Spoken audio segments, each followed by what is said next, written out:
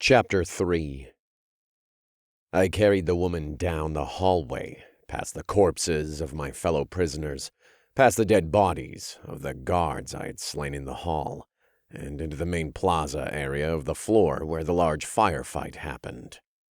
I set the strange woman down at the lip of the corridor, and then returned to lift her again when I confirmed all the human security guards were dead. "What is the best way down?"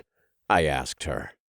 I didn't know if there were any more corporate or military guards in the building, but the group of scientists that had experimented on me seemed to have unlimited resources, and I imagined they were going to send more soldiers after us.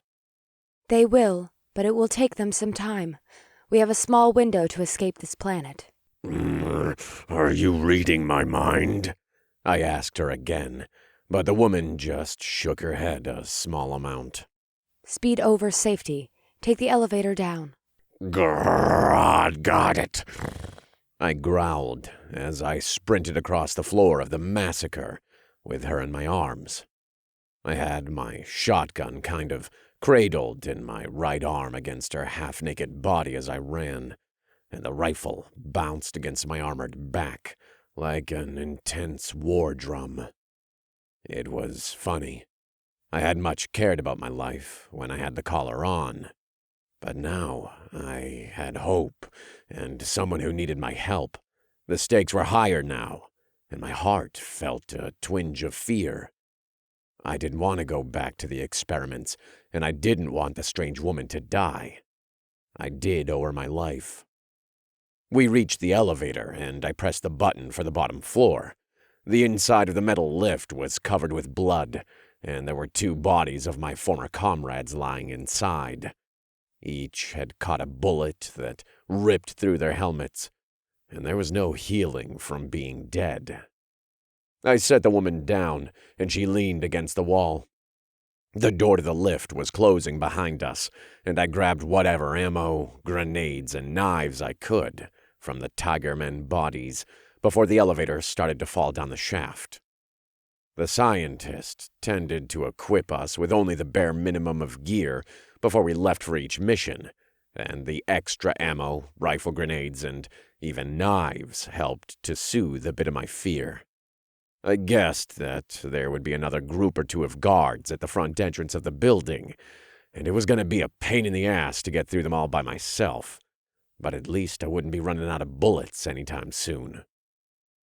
The elevator doors let out a chime, and the bloody doors began to slide open. I readied myself to sprint out the door, and then gestured with my head for the woman to stay close to the control lip, where there was a bit of cover. As soon as the doors opened a handful of centimeters, the bullets started flying. I dove sideways through the bottom part of the door. The twist of my shoulders turned the wide side of my body vertical, and I slid across the polished tile of the lobby floor. I felt a bullet ping against the armor of my shoulder, and another punched through my back. Neither caused me more than a passing sensation of pain, and I aimed my shotgun at the group of guards who fired upon me. A quick count gave me only 6 of them, and they had taken cover behind a portable metal barrier that was positioned about 20 meters away at the base of a gaudy fountain. My shotgun barked in my hand as I slid across the smooth floor, and one of the guards turned into more empty space than person. The men screamed, I rolled to my left side, and a rainfall of rifle bullets chased a few centimeters behind me. Another bullet caught me in the back when I sprang to my feet, and the kinetic energy from the hit helped to lift me upward in the direction of what looked to be the front desk of the building. It was made of metal, a good 9 meters wide, and had an array of computer screens on top of the flat surface. I managed to leap over the top before any more bullets could tag me. Shots rang off of the metal desk. The alarm continued to shriek, and I heard the men shout at each other. They were either figuring out how to flank me, or they were trying to get to the woman in the elevator. I realized I was a bit out of position to protect the strange woman now, but there really wasn't much I could do about that now. Staying in the elevator would have only drawn their fire.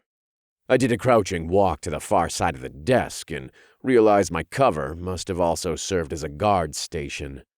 Two of the chairs sat in front of an array of surveillance monitors and hundreds of terminal switches.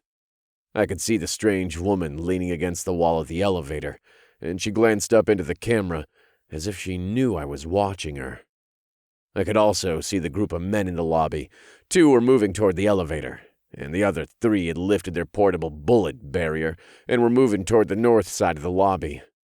The metal desk alcove I took cover behind had an opening on the north side, and I guessed they were planning to flush me out. These men could have done the same thing with a few grenades, but they either didn't have any, or they were worried about damaging the computer hardware that I hid behind. I didn't have any such worries, and I yanked the pin out of one of my own grenades. It was one of the defensive fragmentation varieties I'd taken from one of my comrades' bodies. It would produce a spray of shrapnel in all directions for a good 5 meters. Body armor would help against the damage, so my enemies might not die from a direct hit, but the blast would probably knock their barrier away from them, and I could then finish them off with my shotgun. I glanced again at the monitor to gauge their position, and then I let the safety lever flip free of the grenade body. The bit of metal bounced off the terminal control panel, flipped through the air like a gymnast, and then pinged off the floor. I tossed the grenade over my shoulder without looking at its destination. It was a risky throw, but the guards had their weapons sighted on my cover, and a lack of helmet meant I'd probably catch a bullet to my brain if I stood from the alcove. I did have the security monitor next to me, and I watched the sphere bounce once, twice, and then roll within a meter of my target. The guards screamed, but instead of trying to throw their portable barrier over the grenade, they panicked and tried to run away from it. It was a poor decision, and the explosion sent hundreds of pieces of shrapnel ripping through their bodies. I leapt over the desk and sprinted toward the grenade smoke. The 3 men were probably dead, but I didn't want to risk them getting a final shot off at me while I went after the other 2 guards. My shotgun roared 3 times to ensure they wouldn't be making any more poor decisions, and I continued my sprint back toward the elevator. The other 2 guards knew I was coming, and they took makeshift cover behind a wide metal art sculpture. It almost looked like it was a mini version of the city I had flown over just 15 minutes ago, but the bent metal was just shaped in the outline of the buildings, and there wasn't really much to protect the 2 men from a bullet of heavy caliber. I leapt into the air, and my powerful legs carried me a good 5 meters into the sky of the lobby. The 2 guards hadn't expected this movement, and their bullets passed harmlessly beneath me. I pointed the end of my shotgun down at the guard on the left side of the metal sculpture and squeezed the trigger. I was shooting slugs still, and the hunk of lead ripped through the metal bits of art before it tore the guard's left leg from his hip at the joint. The man didn't have much time to scream, though. My next slug found its chest, and the center of his body evaporated. I pivoted my shotgun to aim at the last guard and squeezed the trigger as I landed. My slug tore through the length of the metal sculpture and sent bits of the fake city everywhere, but it missed the guard, and the man sprayed a burst from his own gun at me. His shots also went astray, and I was able to take better aim with my next shot. He was 12 meters away, but my slug found him and made a crater through his armor. I sprinted to the elevator and lifted the woman into my arms again. Her strange red eyes were closed, but her fingers tapped against the armor on my chest when I cradled her. "We're almost out of here," I said as I poked my head out of the elevator doors to double-check no more guards came. They are sending battle drones from the roof. We must escape to the city. Run as fast as you can. Don't have to tell me twice, I growled, and commanded my legs to sprint as fast as they could without hurting the woman in my arms. Battle drones were like mini tanks or helicopters or whatever horrific shape the designers could come up with. They carried enough arsenal to level a building, and I knew that I couldn't hope to defeat one without EMP grenades, or a rocket launcher. The doorway exiting the lobby was a good 100 meters away, and the thought of a monstrous machine rolling or crawling through the hallways behind us added some terrified speed to my sprint. I reached the array of doors in record time and threw my armored shoulder against the tinted glass to open them. They were locked. Shit! I growled. I looked back to the lobby desk and wondered if there was a button somewhere I could press for the locks on the door to open. The front doors to the place were probably armored, and I didn't want to waste any more time trying to blast through them with just a shotgun. They are coming. Hurry, Adam, please. Her eyes were still closed, and it looked as if her skin was even whiter than it had been when I first pulled her from the tank. Was she injured? Sick? She definitely looked like she needed to eat a sandwich. Maybe she was just hungry. I thought about leaving the strange woman leaning against the glass so I could run back to the security desk quicker, but I decided against it and just carried her back with me. If the battle drones did show up, I didn't want us to be separated. I jumped on top of the desk and then set the woman down in the alcove behind the metal. There were literally hundreds of terminal buttons by the monitors, and half-dozen keyboards connected to monitors. I looked to see if any of them had the unlock front door tag written on them, but the only writing I could see looked like it was of the Chinese style. I started slamming on the various buttons, and dread continued to fill my stomach. I wanted to live. Damn it, I didn't want to die now that I had my freedom. Well, maybe I'd be okay dying if I could save this woman. I owed her that at least, and I always wanted to pay my debts. That was how I ended up imprisoned. I owed a blood debt. I saw a green light flash above the front door, and I guessed one of the buttons I'd brought my furry fist down upon it unlocked it. Leaving the safety of the alcove this time was probably going to be a one-way trip. I scooped the woman up in my arms, planted a boot on top of the desk, and forward flipped over the monitor displays. I landed on my feet with enough momentum to keep sprinting, and my vision started to tunnel around the far door. I heard a whirling machine sound behind me. It seemed to fill the entire lobby, and I risked a glance over my shoulder to see the shape of the battle drones. There were two, each larger than a van and in the form of a six-legged robot spider. One was still squeezing its massive bulk out of the far hallway, but the other was hanging from the ceiling of the lobby, and its digital eyes fixed on me as if the thing was actually a hunting animal. There was a minigun attached to the bottom of the drone, and the spider machine leveled its body so that the many barrels pointed in my direction. Shit.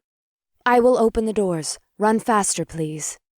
Her voice was surprisingly calm in my head, and it helped bring my focus back to the distant doors. I leaned forward as I sprinted and pushed my muscular legs past their breaking point. I heard the gun begin to whirl behind me. The door was still 15 meters away. The sound of the bullets firing from the gun sounded less like a rapid tap on a snare drum and more like a constant roar of a rocket engine. The tile floor around me instantly turned into dust, and I forced my screaming legs to leap out of the front doors of the mega tower. They opened as I flew towards them, and my body lay horizontal as I passed through the opening. I had thought the ground would be waiting for me on the other side of the door, but the front of the building was elevated on a high set of stairs, and we continued our falling trajectory for another 10 meters, into the busy traffic of the city street. I twisted my body at the last second to keep the woman in my arms safe from my landing. Fortunately, a sleek sedan broke my fall. Unfortunately, I felt all the discs in my back pop from the impact, and we bounced off and into the flow of traffic. 100 horns screamed out warnings like a church choir, but all I could do was clutch the thin woman to my chest so that she wasn't injured by the impact of the asphalt. You are injured. There wasn't much concern in the words that echoed in my head. It was more of a statement of fact. I was actually a bit surprised I could hear her over the sound of the horns and the cars swerving around us. A few of the vehicles slammed into each other, and people started to scream. There was complete chaos in the street, and it was creating a good diversion for our escape. I'll be okay, I growled as I struggled to stand. My legs were kinda numb, but the rage that powered my mutation was already working to heal my shattered spine, and I was able to fight through the agony in my back. The woman wiggled free of my grip and the various straps of my two long weapons. Then she managed to get one of my arms over her frail shoulders. I almost laughed at the thought of her carrying me any length of distance, but laughing would have hurt even more right now. There were a good 50 people on the far sidewalk, and they were all pointing at me with horror. I could understand their fear. I was a walking tiger, covered in military armor and carrying a bunch of guns, who had just flown out of a megatower door, smashed a car with my bulk, and was now walking it off. I had no idea what planet I was on, but I was sure that this was the kind of stuff they saw on television, not what they ever expected to witness. I noticed the crowd gasp, and then the fingers moved from pointing at the woman in me to the far doorway of the megatower. I turned around and saw the spider-shaped battle drone squeezing its body out of the front door. The robot moved almost like a real spider, and the way it climbed onto the wall made me think it was alive. I turned from the drone and tried to skip across the street. My left leg was starting to work, but I actually did have to lean on the woman a bit. I figured it'd be another few seconds before I could use my right side again, and I hoped that we would be able to make it onto a side street before the drone came after us. Would it even come after us?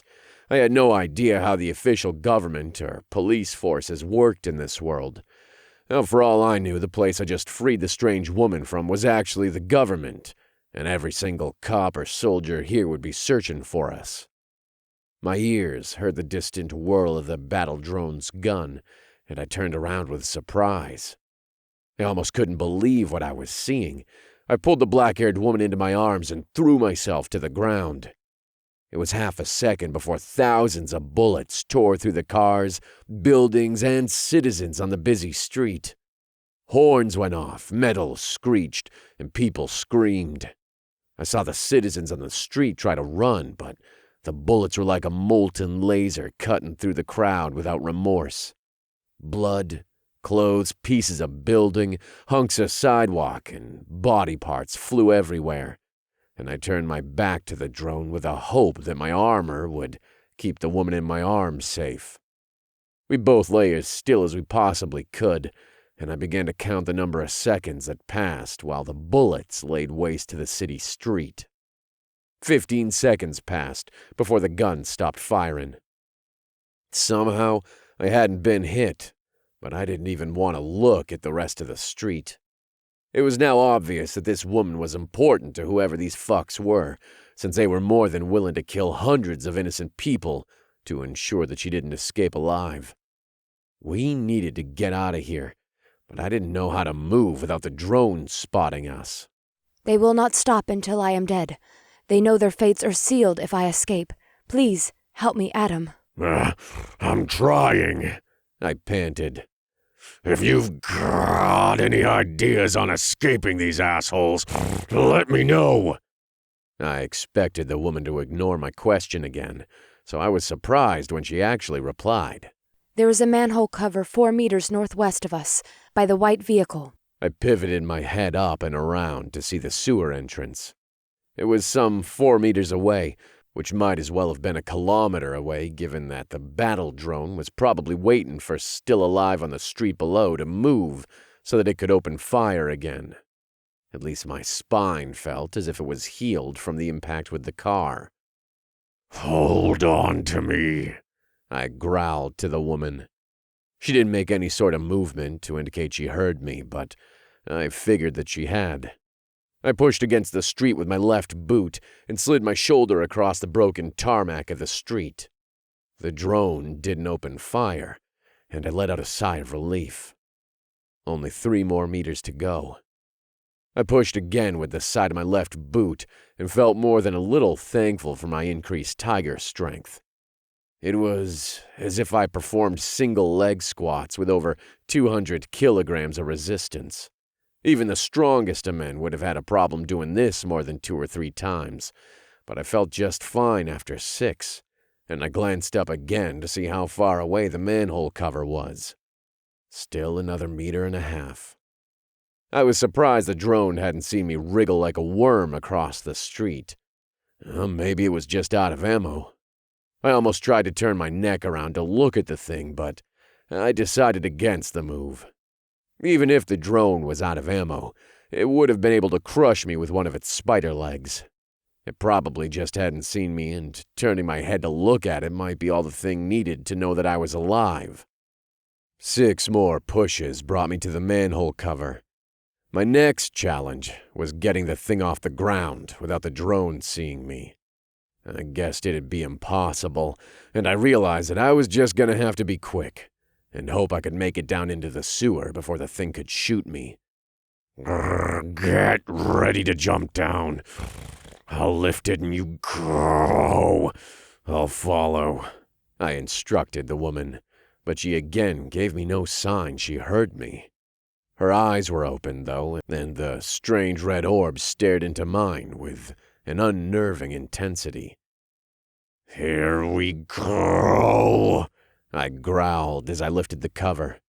The thing was heavy, but I had no problem lifting it with one arm. The woman swung her bare legs into the hole, and then she fell down. I pivoted my body around to jump in and caught sight of the 2 drones at the top of the stairs. Both of the spider tanks seemed to notice me as I saw them, and their Gatling guns began to whir instantly. I didn't even bother to grab for the ladder that I hoped was at the edge of the hole. I just dived into the dark pit and hoped I wouldn't slam into the woman on the way down. The bullets left the drone's guns like a swarm of angry bees, and the manhole cover slammed closed behind me with the force of their impact. I reached out my left hand, grabbed onto a ladder rung, and then gagged as my shotgun got tangled up with a rung higher. The strap tightened against my throat, and my vision started to turn white. Let go, ass, I began to say as I yanked my shotgun strap free. The weapon broke loose easily, but it seemed as if the ladder was made mostly of rust, and my violent movement had been the final force of nature to kill the thing. It broke free of the wall, and my stomach lurched as I became suddenly weightless. I let out a growl as I fell into the darkness. My eyes hadn't fully adjusted to the lack of light down here yet, but I could see that the pale woman was falling beneath me.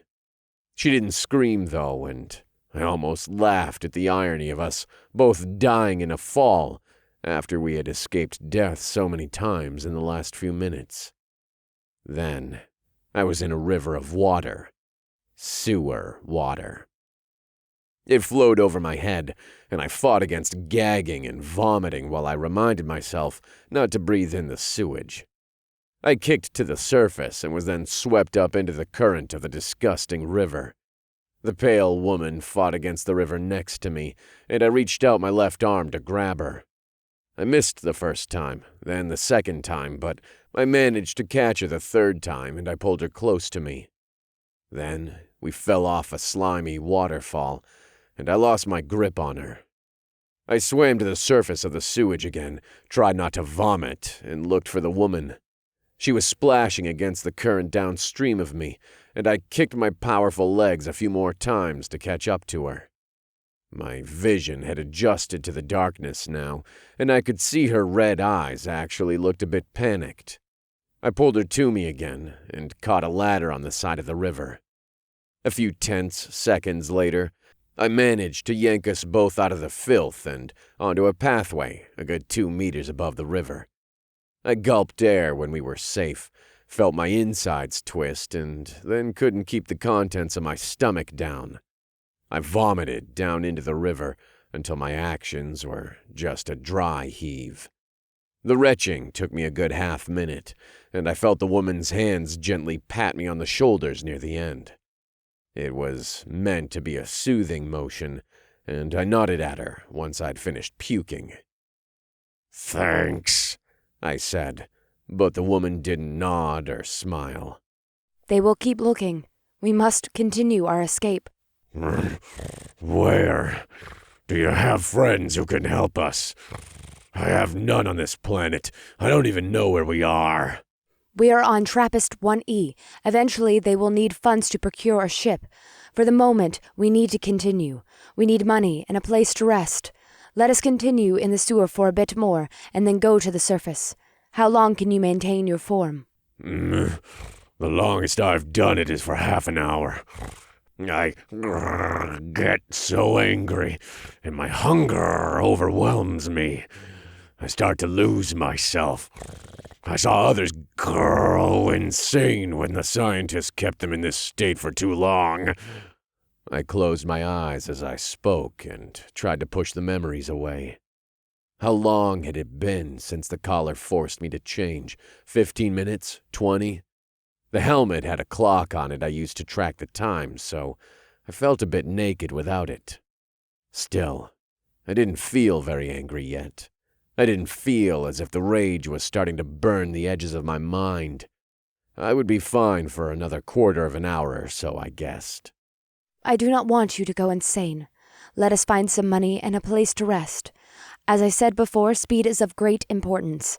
The quicker we can get away from them, the harder it will be for them to follow us. Right, let's go.